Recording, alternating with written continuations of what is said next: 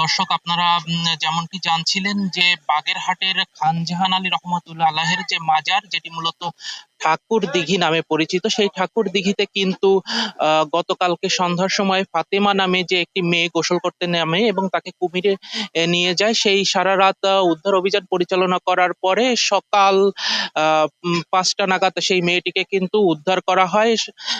এবং আমরা ইতিমধ্যে জানতে পেরেছি যে মাজারের খাদেম ফকির তরিকুল ইসলাম আমাদেরকে জানিয়েছেন যে এই মেয়েটির জানাজার নামাজ কিন্তু জোহর বাদ অর্থাৎ দুপুর 2টোর দিকে অনুষ্ঠিত হতে যাচ্ছে এবং খান জাহান আলী মাজারের যে গণকবর রয়েছে সেই গণকবরে তাকে সমাহিত করা হবে।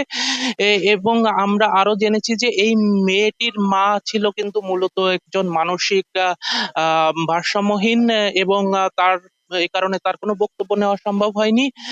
আসলে এই মেয়েটিকে কিন্তু মাজার এলাকায় যারা আছেন এবং যারা এখানে স্থায়ী বাসিন্দা তারা সবাই কিন্তু মেয়েটিকে অত্যন্ত স্নেহ করতেন এবং ভালোবাসতেন, যে কারণে আসলে সবাই কিন্তু বেশ শোকাচ্ছন্ন রয়েছে। আমি যদি আপনাদেরকে একটু দেখানোর চেষ্টা করি যে এই যে মাজার এবং এই যে ঘাট মূলত এর এই পাশেই রয়েছে মহিলাদের গোসলের জায়গা, যেখান থেকে এই মেয়েটি নেমেছিল।